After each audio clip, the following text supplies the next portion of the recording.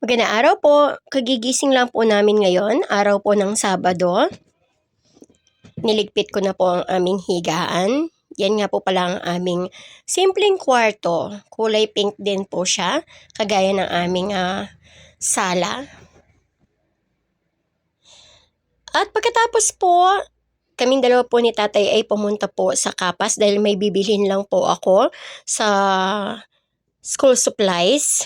At nandyan na po ako. Tinitignan ko po yung mga vellum paper na kakailanganin ko po.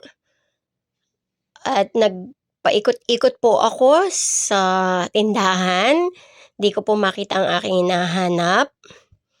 Puro makakapal po. Kailangan ko lang po is 80 or 120 GSM vellum, pero ang nakikita ko po is 180. Hindi po kakayanin ng aking printer yung mga makakapal. Kaya nagtanong na po ako dun sa nagtitinda dyan kung saan ko po makikita yung vellum GSM 120 or 80. Yan, dinala po niya ako dyan. Sabi po niya wala daw pong short. Ang inahanap ko po kasi short. Ang nandyan po is A4 at saka long.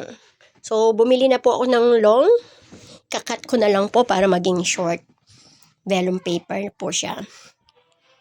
Yan, mura lang po. Mahigit 20 pesos lang po yung aking nabili. Bumili po ako ng 4 pieces. Wala man pong 100. Iba't iba po yung mga gamit na binebenta dyan. Marami po. Puro mga school supplies po sa second floor. Kung kayo po ay bibili dito sa store na to, puro mga school supplies po sa second floor.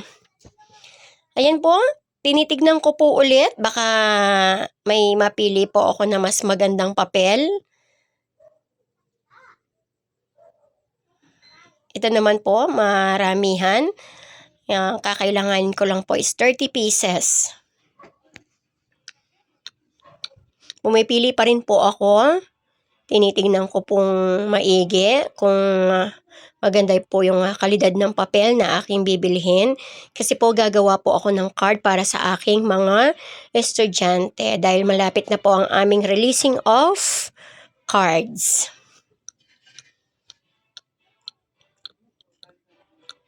Nasa cashier na po ako. Yan, binabayaran ko na po ang mga nabili ko.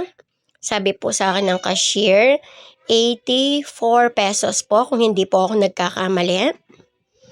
At akin na pong binayaran ang akin pong biniling vellum paper.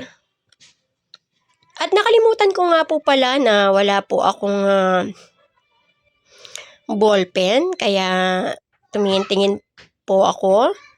At nang hindi ko po makita ang aking hinahanap na ballpen, nagtanong po ulit ako. Yan po yung mga bags. Napakaganda po ng mga bags. At nung nabayaran ko na po yung ballpen, bumaba na po ako sa first floor. Yan. Yan po yung mga mababait na cashier dito po.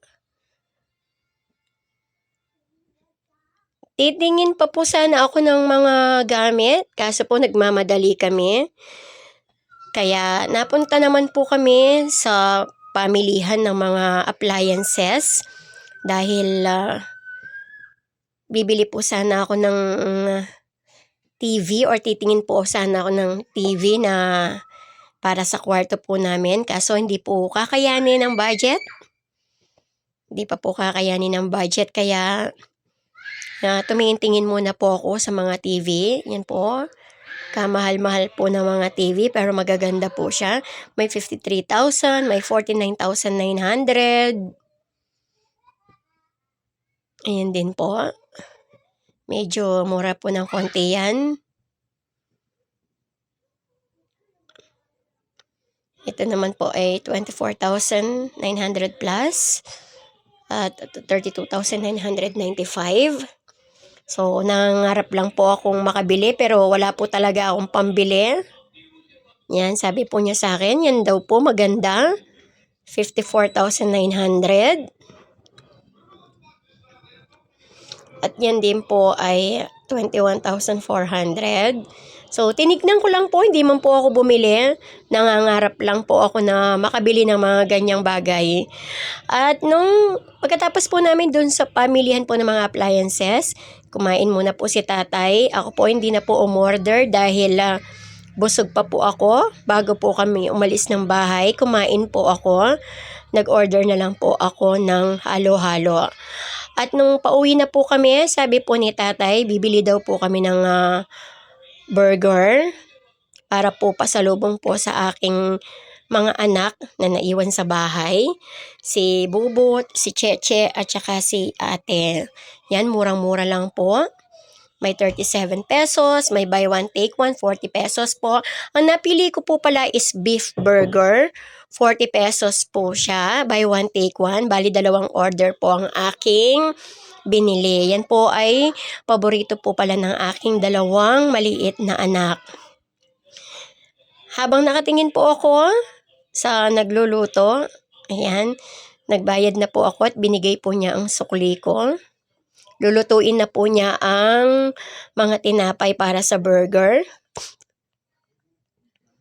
So, alam ko po, sikat po ang tindahan na ito. Dahil murang-mura lang po yung mga burger dito. Yung mga footlong, hot dogs, at saka yung chicken burger, beef burger. Nilalagyan na po ng ketchup.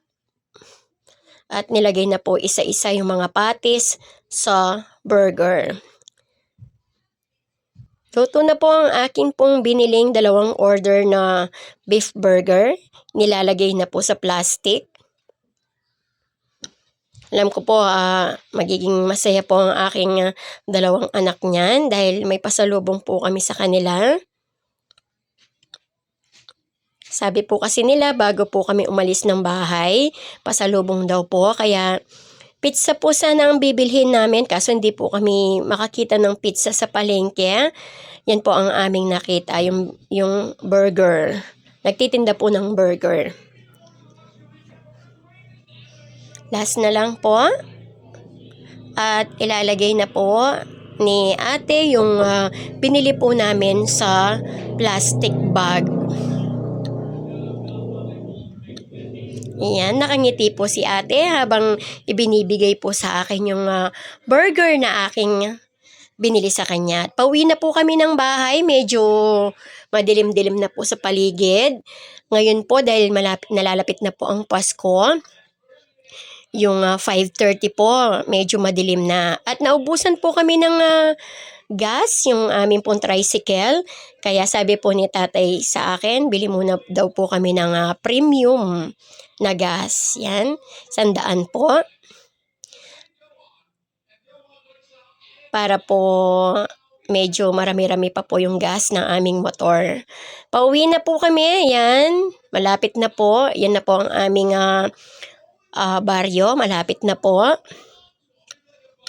At malapit na rin po kami sa bahay. Pero bago po kami umuwi, bumili muna po kami ng manok sa tindahan. Ayan, nasa bahay na po. Ayan na po ang aming munting tahanan. Simpleng bahay. At inilagay ko na po sa pinggana ang mga binili po naming burger at manok. Tuwang-tuwa po ang aking mga anak sa aking pasalubong sa kanila.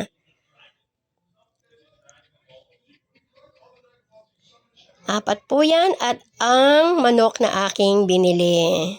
Maraming salamat po. Tara po, kain po tayo.